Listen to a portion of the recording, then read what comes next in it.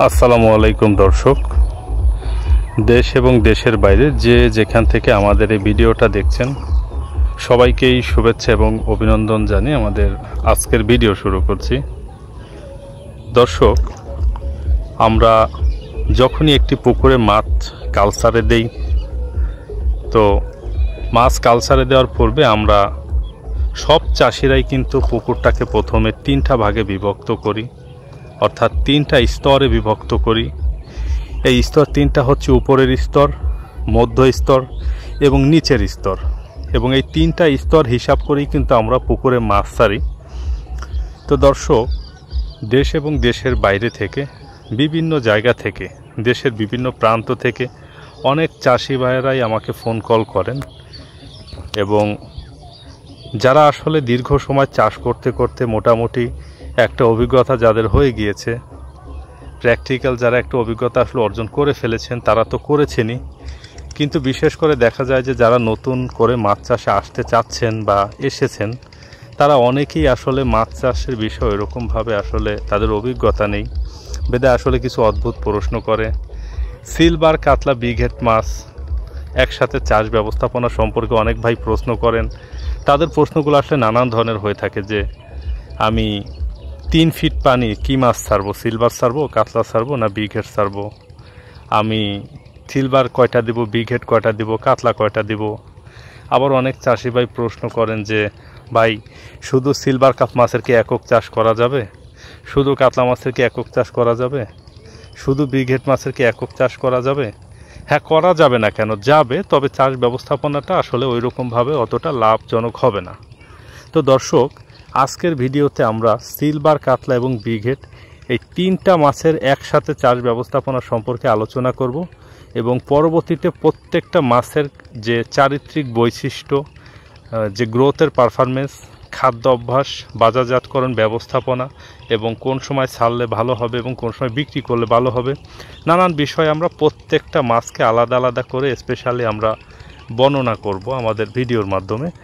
তো আজকে 3টা মাছের একসাথে চাষ ব্যবস্থাপনা সম্পর্কে সংক্ষিপ্ত কিছু আলোচনা করব। তো দর্শক, সিলভার, কাতলা, ব্রিগেড এই 3টাই কার্প জাতীয় মাছ, এবং এই 3টা মাছই পুকুরের উপরের স্তরের মাছ, এবং 3টা মাছেরই সাধারণত প্রাকৃতিক খাদ্য নির্ভর। কিন্তু বর্তমান যুগে দেখা যায় সিলভার, কাতলা, ব্রিগেড এই 3টা মাছই সম্পূর্ণরূপে সম্পূরক খাদ্য খায়। আমরা প্রতিদিন যে ডুবন্ত ফিড দেই, প্রচুর পরিমাণে ডুবন্ত ফিড সিলভার, কাতলা, ব্রিগেড 3টাতেই সমানে আমি খেতে দেখেছি। এবং আমি যে ট্রের ভিতরে খাবার দিই, আমি তো আসলে ওইভাবে সিলভার, ব্রিগেড আমরা চাষ করি না, তবে কাতলা মাছকে দেখেছি। এবং আগে যখন করতাম, আমরা ট্রের ভিতরে খেপলা জাল খেও দিয়ে আমরা মাছ ধরে পেট কেটে দেখেছি সিলভার কাপ, ব্রিগেড, কাতলা 3টাতেই কিন্তু ফিড খায়, ডুবন্ত ফিড খায়। এবং মাঝে মাঝে দেখা যায় যে কাতলা মাছকে ভেসে দেখা যায় যে ভাসা ফিড খাওয়ার জন্য, বিশেষ করে পুকুরে যখন প্রাকৃতিক খাদ্যের অভাব হয়, সেই সময়টাতে দেখা যায় যে কাতলা মাছ কিন্তু ভাসমান ফিডও অনেক সময় খায়। তো দর্শক, এখন আর প্রাকৃতিক খাদ্য নির্ভরশীলতায় এই মাছগুলো নেই, এই মাছগুলো এখন সম্পূরক খাদ্যের উপরে নির্ভরশীল হয়ে গিয়েছে। তো তারা প্রাকৃতিক খাদ্য পেলে প্রাকৃতিক খাদ্য খায়, এবং সম্পূরক খাদ্য পেলে সম্পূরক খাদ্য খায়। তবে প্রধানত উপরস্তরের মাছটাকে আমরা প্রাকৃতিক খাদ্য নির্ভরশীল মাছ হিসেবেই আসলে কাউন্ট করে থাকি। তো যেহেতু ফাইটোপ্লাঙ্কটন এবং জিওপ্লাঙ্কটনের সাথে এদের গ্রোথের পারফরমেন্সের, এদের বর্ধনশীলতার একটা খুবই ভালো সম্পর্ক রয়েছে, সেই হিসেবে যদি আমরা বলি যে 3টা মাছেরই যে ফুলকা কার্যক্রমের মাধ্যমে এরা কিন্তু এদের প্রাকৃতিক খাদ্যটি সংগ্রহ করে, এবং পুকুরে সবসময় দেখবেন যে এইভাবে মুখ দিয়ে শুধু টানতে থাকে। ওই টানার সময় দেখা যায় যে প্রাকৃতিক খাদ্য পানিতে যে ফাইটোপ্লাঙ্কটন, জিওপ্লাঙ্কটন এইগুলাকে মুখ দিয়ে টেনে টেনে নিয়ে যায় এবং ফুলকার মধ্যে দিয়ে বের করে দেয়। দেখা যায় পানিটাকে নিচ্ছে খাবার সহকারে, ফাইটোপ্লাঙ্কটন এবং জিওপ্লাঙ্কটন সহকারে মুখ দিয়ে টেনে নিচ্ছে, কিন্তু যখন বের করে দিচ্ছে তখন দেখা যাচ্ছে শুধু পানিটাকে বের করে দেয় এবং খাবারটাকে সেকে তারা রেখে দেয় মুখের ভিতরে, পরে আবার গিলে খেয়ে ফেলে।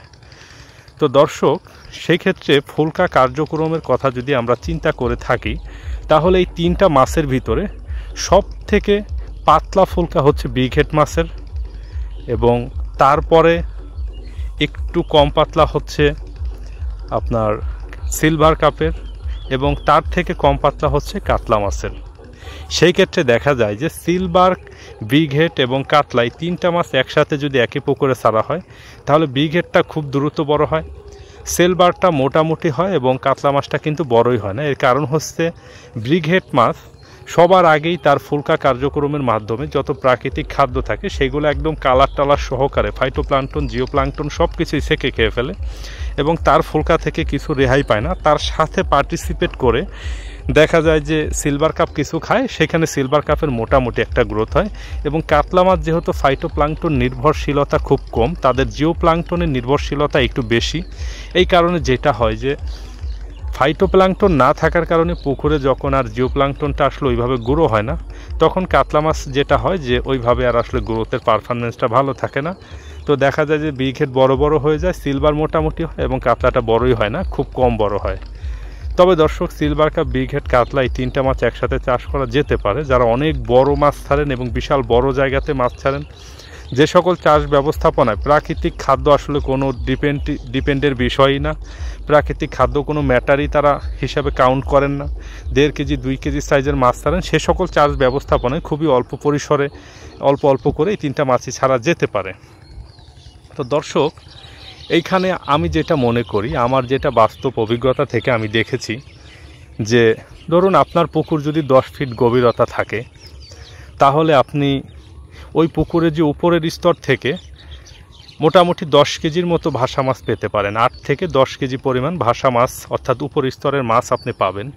এখন আমার হিসাবটা এখানে আমি এইভাবে কাউন্ট করি যে এখন আপনি যদি 10 কেজি উপর স্তরের মাছ পান, সেখানে যদি সিলভার, বিঘেট এবং কাতলাই 3টা একসাথে মিশিয়ে যদি পান তাহলে কিন্তু উৎপাদন আপনার ওই একই হলো, কিন্তু বাজারে গিয়ে কিন্তু আপনি দামটা অনেকটা কম পাবেন, কারণ সিলভার এবং বিঘেট মাছের দাম কিন্তু কাতলা মাছের থেকে সবসময় কম থাকে।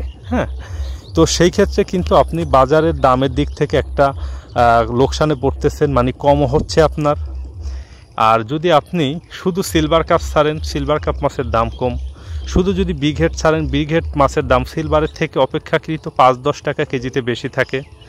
যদি আপনি কাতলা মাছ ছাড়েন দেখা যায় সিলভার, বিঘেটের ডাবল মোটামুটি কাতলা মাছটার দামটা থাকে। তো সেক্ষেত্রে যদি আপনার উপর স্তরে ধরেন আপনি যদি 10 কেজি পরিমাণে কাতলা মাছ পেয়ে যান তাহলে দেখা যাবে যে সিলভার, বিঘেটের চেয়ে দামটা কিন্তু আসলে ডাবল চলে আসতেছে। হ্যাঁ, এইখানেই আসলে বিজনেসের বা মাছ চাষের একটা হিসাবের বিষয়। এখানে খুব হিসাব নিকাশ করে আসলে মাছ চাষটা করতে হবে দর্শক, না হলে ওইভাবে আসলে সফলতা আসবে না। তো আমি যেটা মনে করি যে আপনারা যাদের অঞ্চলে কাতলা মাছের দামটা ভালো তারা কাতলা মাছটাকেই ছাড়েন, সিলভার, বিঘেট এবং কাতলা 3টা একসাথে না ছাড়েন, কারণ প্রোডাকশন তো আপনি ওই একই পরিমাণ পাবেন। এখন 3টা মাছ মিলিয়ে যদি আপনার 8 থেকে 10 কেজি আসে তাহলে তো আপনার বাজার ভ্যালু ওই লেভেলের আসতেছে না, ওই পরিমাণে আসতেছে না। কিন্তু শুধু যদি কাতলা মাছ 8 থেকে 10 কেজি হয়ে যায় আপনার উপর স্তরে মোট মাছ, তাহলে কিন্তু দামটা আপনি বেশি পাচ্ছেন। আর আরেকটা বিষয় দর্শক, কাতলা মাছ মিনিমাম 7 ফিট থেকে শুরু করে 14-15 ফিট পানি হলেও কোনো সমস্যা নেই, গ্রোথটা খুব ভালো আসে। কিন্তু 3 ফিট 4 ফিট পানিতে কাতলা মাছের ওইভাবে খুব একটা ভালো গ্রোথ আসে না। তবে 3 থেকে 4 ফিট পানিতে সিলভার কাপ মাছের গ্রোথ ভালো আসে এবং বেশি পানি হলে সিলভার কাপ মাছের কোনো সমস্যা নেই, তবে কম পানিতে সিলভার কাপের গ্রোথটা ভালো হয়। এবং বিঘেট মাছের ক্ষেত্রেও ঠিক তাই, 5 ফিট পানিতে মোটামুটি খুব ভালো গ্রোথ হয়, 6 ফিট 7 ফিট 8 ফিট 10 ফিট পানি হলেও এরকম কোনো সমস্যা নেই। তবে কাতলা মাছটা কিন্তু কম পানিতে বেশি ভালো হয় না। এটার একটা কারণ হচ্ছে যে সকল পুকুরে পানি কম থাকে সেই সকল পুকুরে পানিটা সবসময় বেশি ঘোলা থাকে, এবং ঘোলা থাকার কারণে যেটা হয় যে প্রাকৃতিক খাদ্যের যে যোগান সেটা আসলে ওইভাবে হয় না। ফাইটোপ্লাঙ্কটন খুব বেশি একটা না হওয়ার কারণে জিওপ্লাঙ্কটনটা ওইভাবে গ্রো হতে পারে না, যার কারণে আসলে কাতলা মাছটা সেইভাবে ওইভাবে প্রোডাকশনটা ভালো আসে না। এবং আরও আসলে অন্যান্য কারণ আছে, একটা ভিডিওতে এত কিছু আলোচনা করা সম্ভব না, অন্য একটা ভিডিওতে আমরা এই বিষয়গুলো আলোচনা করব।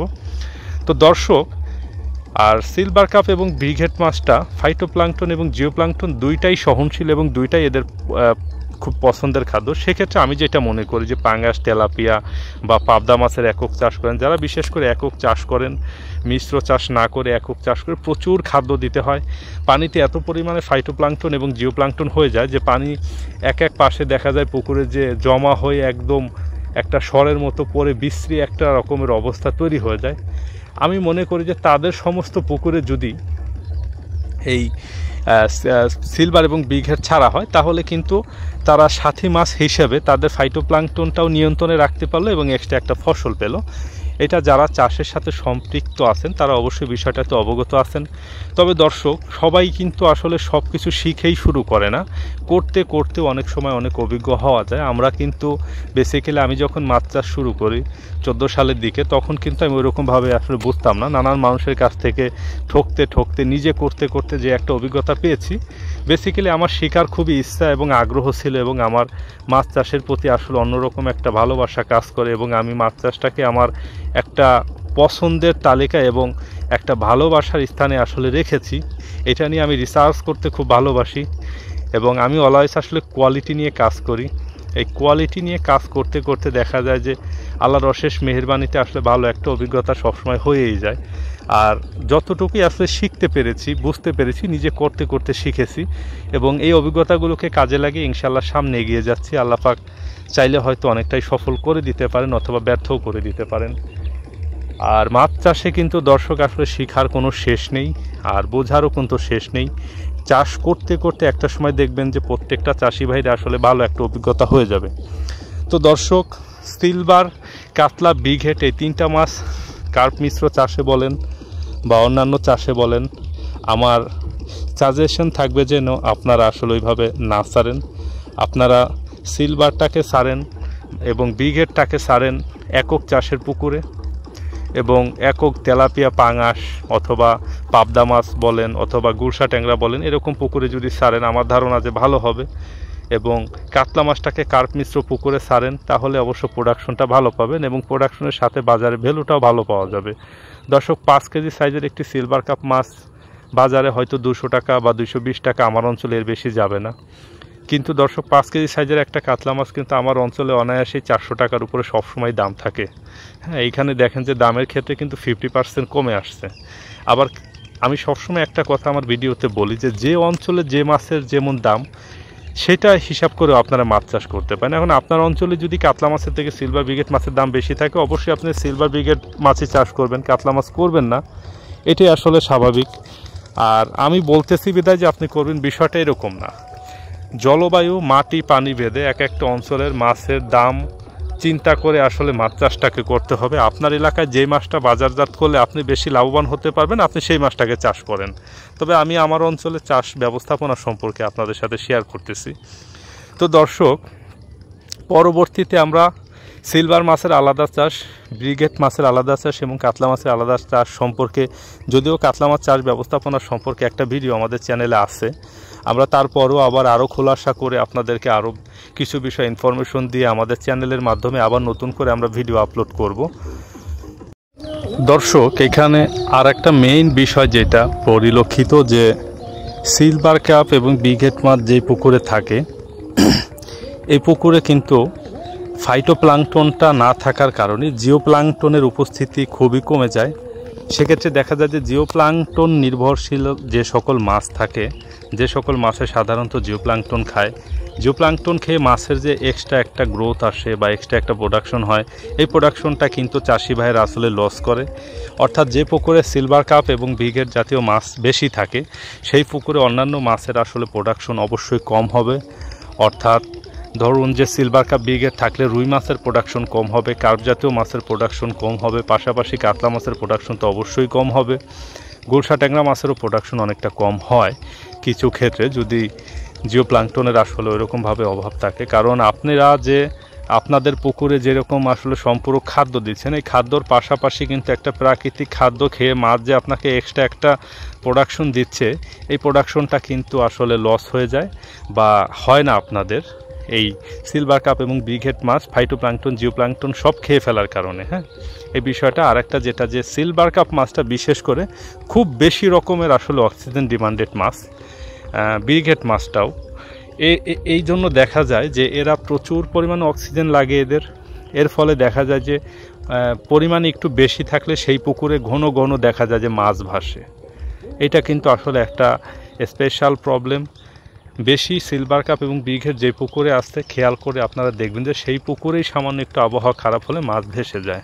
কারণ সিলভার কাপ ব্রিগেড মাছের অক্সিজেন ডিমান্ড সব মাছের থেকে মোটামুটি বেশি। গ্রাস কাপ মাছও এর সাথে সম্পৃক্ত আসতে, গ্রাস কাপ মাছও অনেক অক্সিজেন ডিমান্ডেড মাছ।